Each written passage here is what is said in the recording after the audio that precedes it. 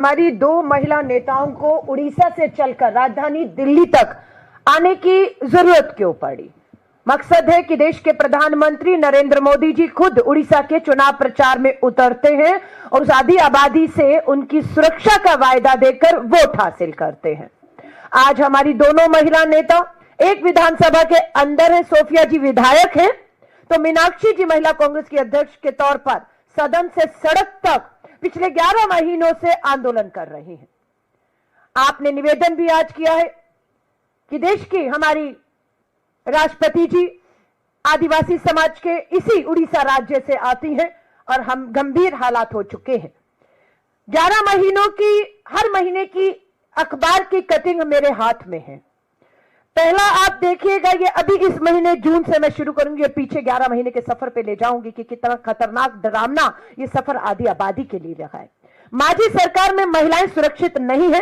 रोजाना सामने आ रहे हैं 15 दुष्कर्म के मामले। पिछले 72 घंटों में नाबालिगों पर हुए अत्याचार।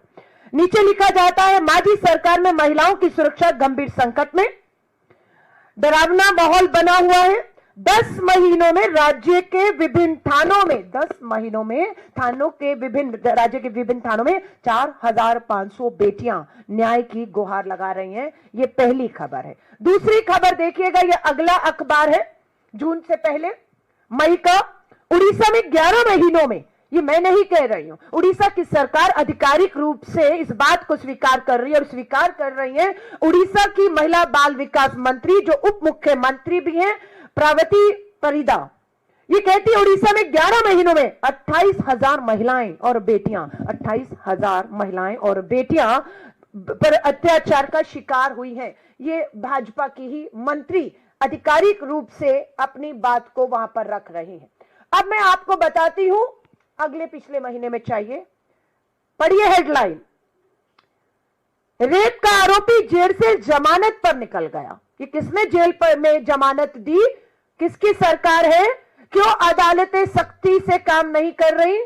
उसका नतीजा किसको भुगतना पड़ा? पढ़िएगा, आगे खबर आती है। उड़ीसा में रेप का आरोपी जेल से जमानत पर निकला और पीड़िता की हत्या कर शव के टुकड़ों को सड़क पर फेंक गया है। ये उड़ीसा में हुआ है। जिसे फांसी होनी चाहिए थी उसे जमानत मिलती है और जिस बेटी को न्याय मिलना चाहिए था वो बेटी के टुकड़े कर दिए गए हैं। उड़ीसा की अगले महीने, उससे पहले के महीने की खबर, पेड़ से लटका मिला लड़की का शव। परिवार ने लगाया बलात्कार और हत्या का आरोप। लेकिन पुलिस आरोपों को साबित कब करेगी? जब सबूत समय पर एकत्रित करेगी और पुलिस सबूत नहीं इकट्ठे कर रही, मां बाप कर रहे हैं।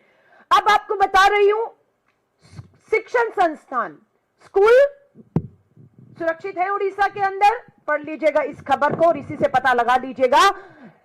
उड़ीसा में नाबालिग छात्रा के साथ स्कूल के टॉयलेट में शिक्षक के साथ, नाबालिग बेटी है, स्कूल पढ़ने गई है, स्कूल के ही टॉयलेट में स्कूल के ही अध्यापक के द्वारा दुष्कर्म किया गया है। हिम्मत कहां से आ रही है? शिक्षक हैं, शिक्षण संस्थान है, नाबालिग बेटियां पढ़ने को गई हैं और वहां सुरक्षित नहीं है।